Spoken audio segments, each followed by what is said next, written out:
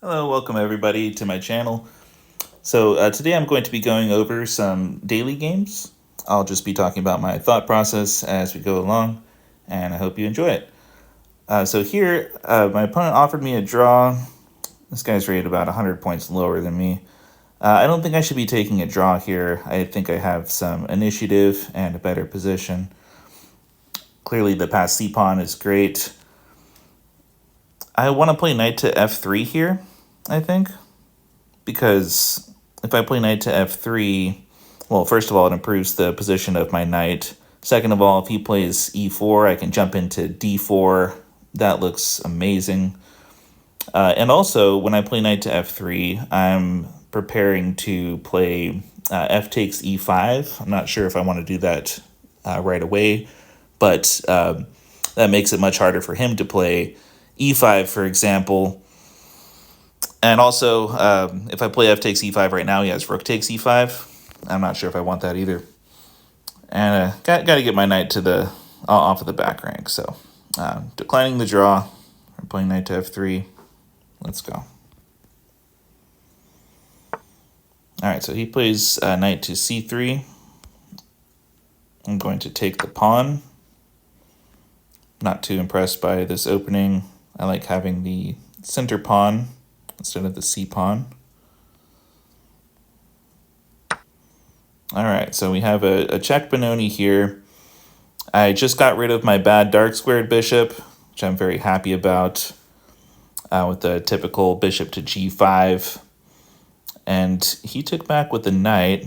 I think I should be taking back with the knight. Well, I'm quite sure I should be. Knight is awkward on h7. This keeps my pawn structure intact too. I like this position a lot. I think I have some really great chances here. Moving on. Okay. Just some kind of King's Indian type of thing. All right. It's kind of like a London system with knight to c3. Don't know too much about this opening, but not really scared of it or anything. Bishop f5, like a natural move. Just developing the bishop. Can play e6 now. Nothing to worry about there.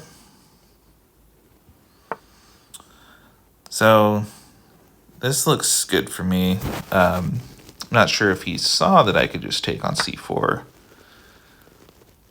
but I feel like that's definitely what I should do.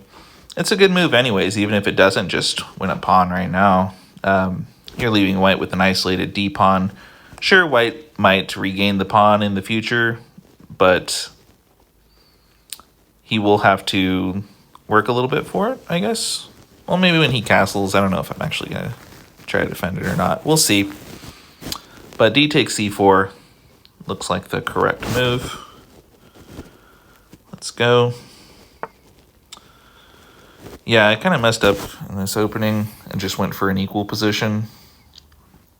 But it's not bad or anything. It's just equal. Very equal. Queen c2.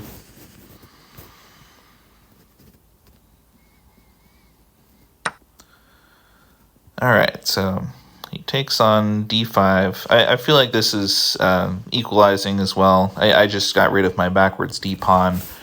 Yeah, it's just a pretty basic, straightforward position. I'm going to play knight takes, of course, because I wouldn't want to play bishop takes and allow knight takes bishop, leaving him with the bishop pair on an open board.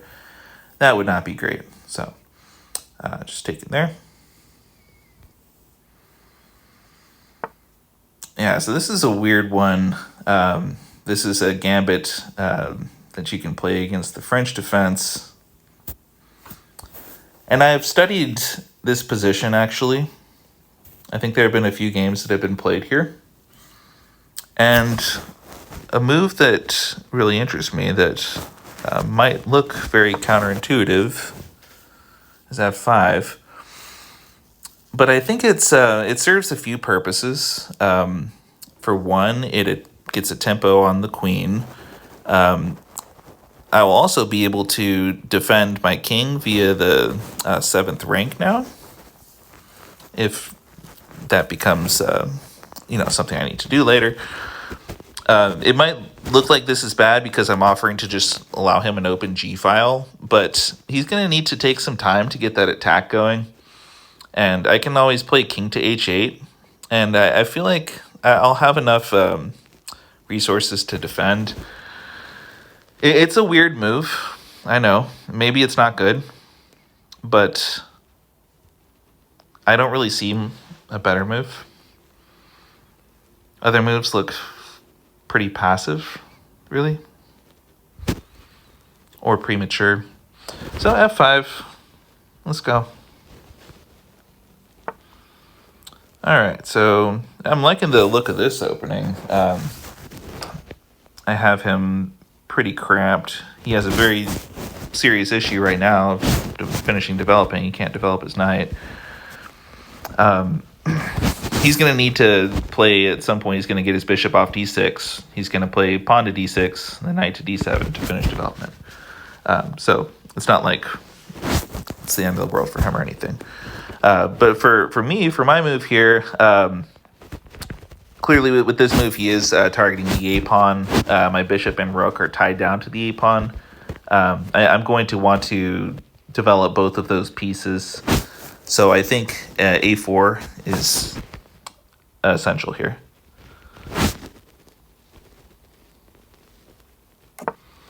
Yeah, I'm liking the look of this one too. I have much better pawn structure. I have better piece placement and a leading development. Well, it's about equal development, but it looks good. I could maybe even consider delaying taking right now, but that might just be too fancy.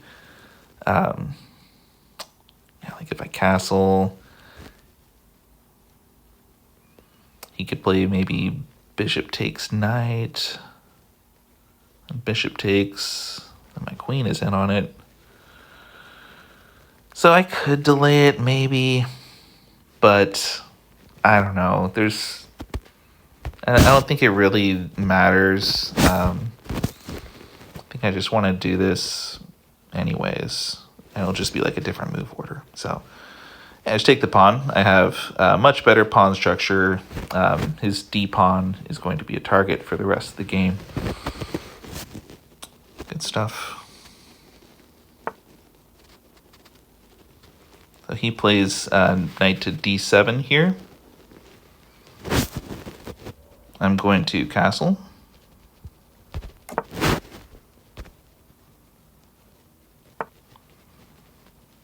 Now he goes pawn to e4, starting a new game.